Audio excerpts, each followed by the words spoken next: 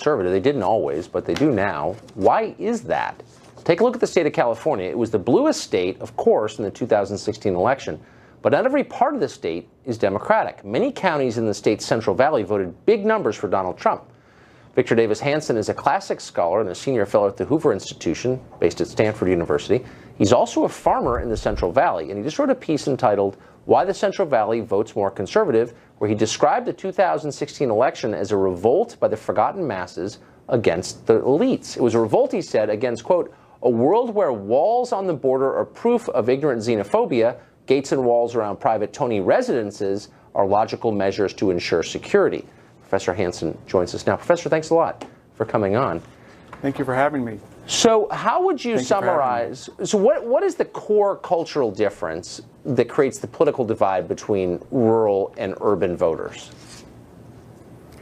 I think it has a lot to do with speech and deeds, thought and action. That people in the country, they tend to be a little bit more isolated, and how they dress or how they sound are not as important as what they do. So we've gone now a half century with this best and brightest paradigm where your zip code or your income or the brand of education that you're stamped with is supposed to mean something, and we take that for granted. And people out in the country tend to be a little bit more autonomous. They pump their own water, they deal with their own sewage.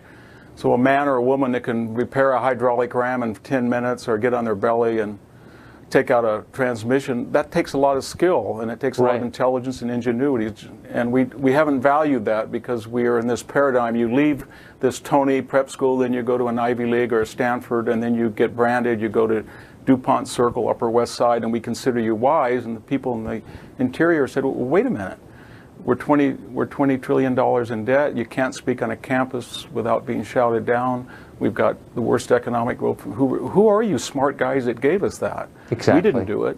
Somebody did. And so I think that they want to judge people with what they do rather than what they say or how they look. And there's also the point that you make in the piece that the entire system has benefited the people who designed it. Here's how you put it. The Trump revolt was a pushback against the winner-take-all globalization that enriched the populated coasts far more than the spaces in between. My question, since you occupy both worlds, both at Stanford and in the Central Valley, do the coasts realize this? Do they understand what this was about? No, I don't think they do. I think when they get up in the morning, I'm in a coast right now, my op-ed column is not going to be outsourced to somebody in India. Somebody in Fresno who's a welder might lose his job. So people who do mining and logging and manufacturing and farming, the material things, they're saying to us, wait a minute, you have a granite counter in your kitchen, you have a stainless steel refrigerator, those are nice things. We make these things, and we're not outdated, and we want to look for somebody that recognizes the worth that we contribute to society. You can't eat an app all the time. Right. And you do have to go back to the elemental essence of food and military security and housing and construction. We are the people supply it. We don't have degrees. We're not pajama boys. We don't look and sound like you people. But if you keep taking us for granted, you're going to get more of the same. And that was sort of this tragic shout back to a therapeutic culture. Right.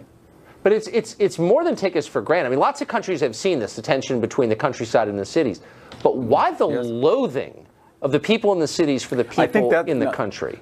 Yeah, that's a very good point, Tucker, and that, I think, is a different subject. That is that the people on the coast or the elites never assume that they have to suffer the ramifications of their own ideology. So people are said to be xenophobic or nativist because they want a wall, and then they look at Mark Zuckerberg, who walls around his estate in Hawaii, or they say, we want reservoirs, we need water, we need dams, and the people on the coast say, well, that's so pre-industrial, we don't do that anymore.